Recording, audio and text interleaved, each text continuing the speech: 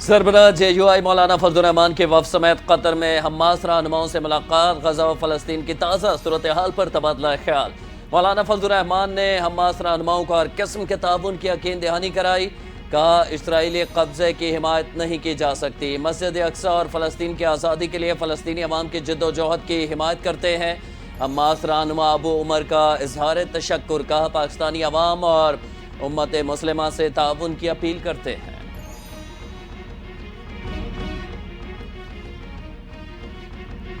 پاکستان اور آذربائیجان کے درمیان برادرانہ تعلقات ہیں، دونوں ملکوں کی قیادت کے درمیان تعمیری گفتگو ہوئی، تجارت کو فروغ دیا جائے گا۔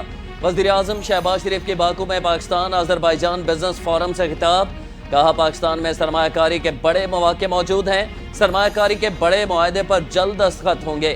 وزیر اعظم شہباز شریف کا قارا باغ جنگ کے ہیروز کو خراج عقیدت کے لیے یادگار فتح کا بھی دورہ۔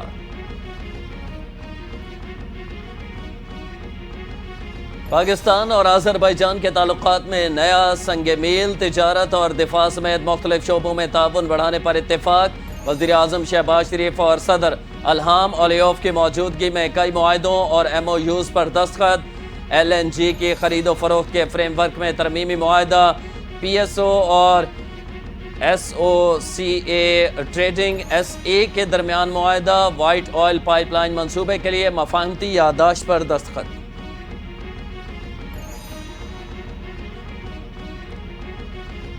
دونوں ممالک کے تعلقات کو مزید فروغ دیا جا رہا ہے۔ پاکستان اور آذربائیجان خطے کی صورتحال اور سلامتی کے امور پر یکساں موقف رکھتے ہیں۔ آذربائیجان کے صدر الہام علیوف کی وزیر اعظم شہباز شریف کے ہمراہ مشترکہ پریس کانفرنس، کہا جن منصوبوں پر بات چیت ہوئی انہیں 1 ماہ میں حتمی شکل دی جائے گی۔ علاقائی ترقی کے لیے مواصلاتی منصوبے کا فروغ انتہائی ضروری ہے۔ پاکستان دفاعی پیداوار کے شعبے میں ایک اہم مقام رکھتا ہے، امید ہے کہ دونوں ممالک کے درمیان فضائی روابط میں اضافہ ہوگا۔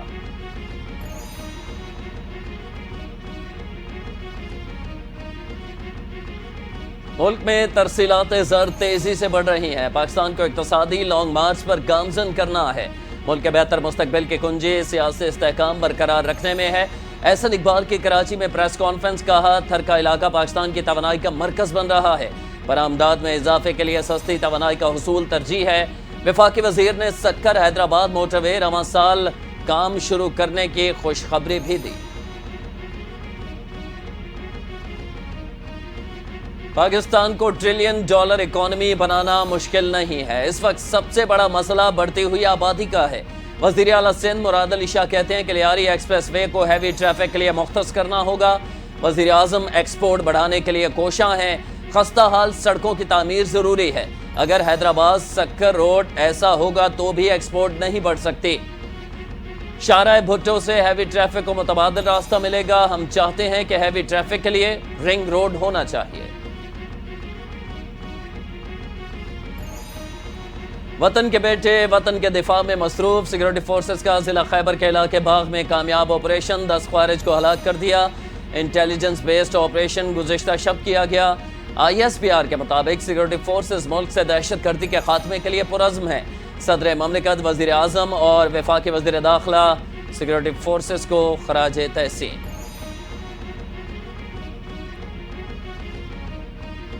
مشکل حالات میں بھی ججز نے انصاف کا علم بلند کیا ہوا ہے۔ ججز کی حوصلہ افزائی اور ان کے مسائل کے حل کے لیے اپنی کوششیں جاری رکھوں گا۔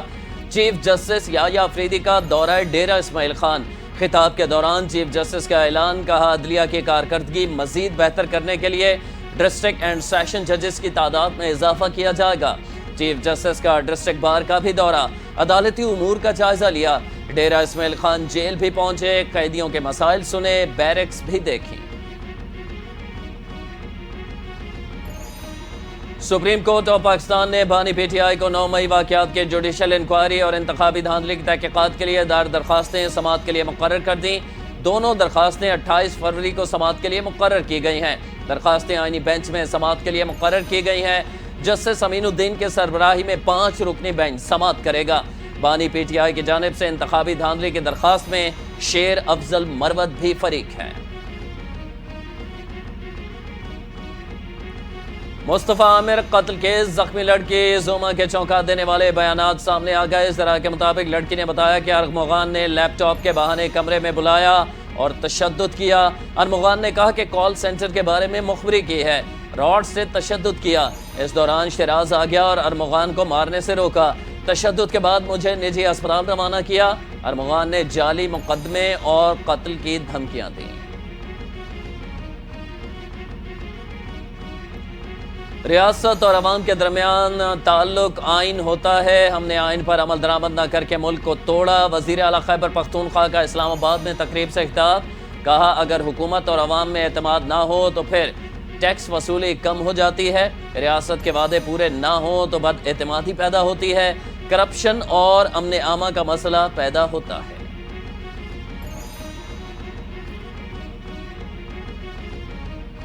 اشتہار لگانا ڈاکٹروں کے پیشے کو زیب نہیں دیتا۔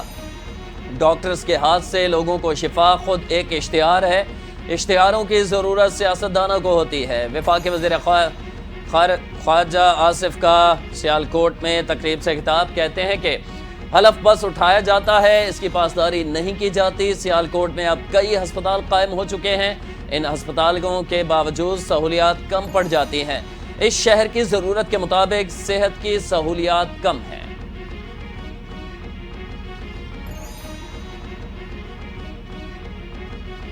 ٹیکس کوئی دے نہیں رہا، تاجر دوست اسکیم وغیرہ سب IMF کو بیوقوف بنانے کے لیے ہے۔ صوبوں کا ٹیکس لیوی بنا دیا تاکہ صوبوں کو پیسے نہ دینے پڑیں۔ اس صورتحال میں کیسے ملک چلائیں گے؟ سابق چیئرمین FBR شبر زیدی کا NFC ایوارڈ سیمینار سے خطاب، کہا ایسے ملک میں کون سرمایہ کاری کے لیے آئے گا؟ سندھ میں عبوری حکومت میں وزیر خزانہ بھی رہا ہوں، ایک اعلیٰ شخصیت نے بلا کر ہٹا دیا تھا، 150 ملین اکاؤنٹ میں بڑے خرچ نہیں کر رہا تھا۔ اس صورتحال میں کیسے ملک چلائیں گے؟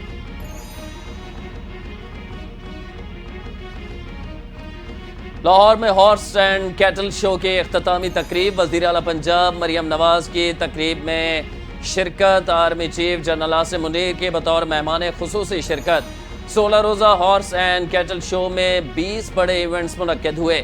لاہور والے پہلی بار شندور پولو کے مقابلوں سے بھی محظوظ ہوئے۔ نیزہ بازی، تیر اندازی اور گھڑ سواری کے سنسنی خیز مقابلے۔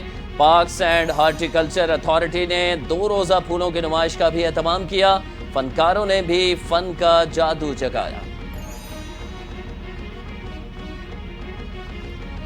کراچی کی مقامی عدالت میں ٹینکر چلانے کے مقدمے میں نامزد چیئرمین مہاجر قومی موومنٹ کی درخواست ضمانت پر سماعت آج پھر ہوگی۔ گزشتہ روز عدالت نے سماعت بغیر کارروائی ملتوی کر دی تھی۔ آفاق احمد سرجانی ٹاؤن تھانے میں درج مقدمے میں عدالتی ریمانڈ پر جیل میں ہے۔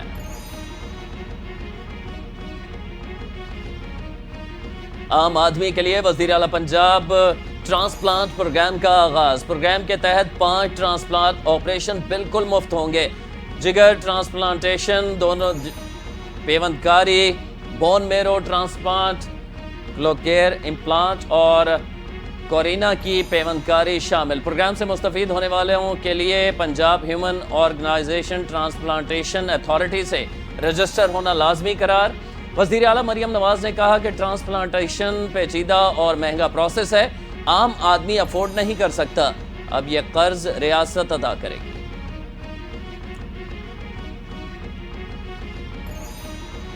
پیپلز پارٹی کے رہنما ڈاکٹر عاصم حسین نے کراچی کے ضلع وسطی میں گجر نالہ ایکسپریس وے کا افتتاح کر دیا۔ صوبے سے شہریوں کو بڑے پیمانے پر سفری سہولیات ملیں گی۔ ڈاکٹر عاصم حسین نے کہا کہ پیپلز پارٹی کی قیادت شہر میں بغیر کسی تفریق کے کام کر رہی ہے، یہ منصوبہ کراچی کے عوام کے لیے ایک بڑا تحفہ ثابت ہوگا۔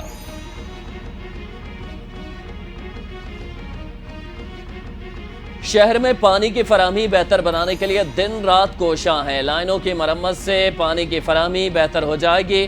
میئر کراچی مرتضی وہاب کا لائنوں کی مرمتی کام کا جائزہ، بتایا رمضان المبارک سے قبل تمام رساؤ کے خاتمے کے لیے اقدامات کیے جا رہے ہیں تاکہ شہر میں ماہ رمضان کے دوران پانی کی بلا تعطل فراہمی کو یقینی بنایا جا سکے۔ اس موقع پر MD water corporation engineer Asadullah Khan اور دیگر اعلیٰ حکام بھی ان کے ہمراہ تھے۔ کراچی میں ہیوی ٹریفک مزید 2 جانیں لے گیا۔ نیٹو جیٹی تیز رفتار ٹرالر نے کار، رکشہ اور موٹر سائیکل کو ٹکر مار دی۔ ٹریلر کی ٹکر سے گاڑی پل سے نیچے جا گری۔ افسوسناک حادثے میں باپ اور بیٹا زندگی کی بازی ہار گئے۔ ڈرائیور ٹریلر چھوڑ کر فرار۔ پولیس نے ٹریلر تحویل میں لے لیا۔ ریسکیو ذرائع کا کہنا ہے کہ رکشے میں سوار ایک شخص بھی شدید زخمی ہوا۔ جاں بحق افراد کی لاشیں اسپتال منتقل کر دی گئیں۔ کراچی میں رواں سال ٹریفک حادثات میں جاں بحق افراد کی تعداد 132 ہو گئی۔ رمضان کا چاند پاکستان میں 2 مارچ کو نظر آنے کی امید ہے۔ اسپارکو کی پیش گوئی ترجمان کے مطابق نیا چاند 28 فروری 2025 کو پاکستانی وقت کے مطابق 5:45 پر پیدا ہوگا۔ سعودی عرب میں 28 فروری کو چاند نظر آ سکتا ہے۔ رمضان 1 مارچ سے شروع ہوگا۔ ترجمان کے مطابق شوال کا چاند 30 مارچ کو متوقع ہے اور عید الفطر 31 مارچ کو ہو سکتی ہے۔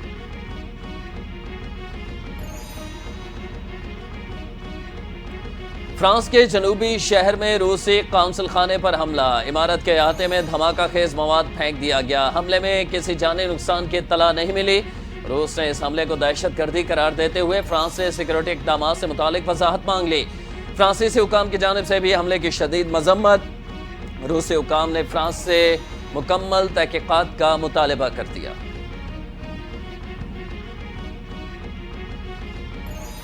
چیمپئنز ٹرافی کے چھٹے میچ میں نیوزی لینڈ نے بنگلہ دیش کو 5 وکٹوں سے شکست دے دی۔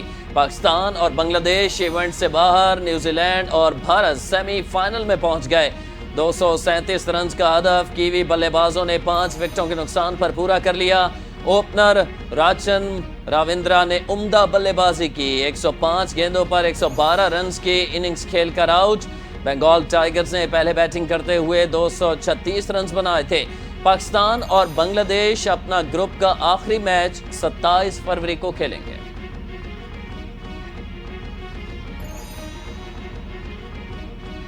پاکستان میں چیمپئنز ٹرافی کا ہونا دنیا کو بھایا، لیکن بھارت باز نہ آیا۔ چیمپئنز ٹرافی اور پاکستان کے خلاف بھارتی میڈیا کا ایک بار پھر جھوٹا پروپیگنڈا۔ اب بھارتی میڈیا نے چیمپئنز ٹرافی کے دوران دہشت گردی ہونے کا شوشہ چھوڑ دیا۔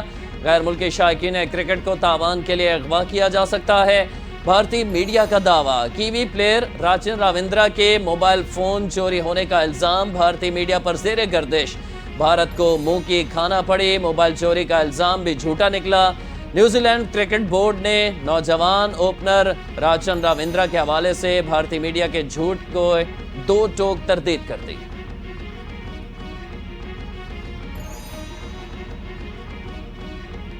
اور کینیا میں IDPA شوٹنگ چیمپئن شپ، پاکستان کے کھلاڑیوں کی شاندار کارکردگی، 2 گولڈ میڈلز جیت لیے۔ ایونٹ میں 113 کھلاڑیوں کی شرکت، افریقہ کی پولیس بھی شامل۔ چیمپئنز ٹرافی میں روس اور آسٹریلیا کی ٹیموں کو پیچھے چھوڑتے ہوئے پاکستانی کھلاڑیوں نے بہترین پوزیشن حاصل کی۔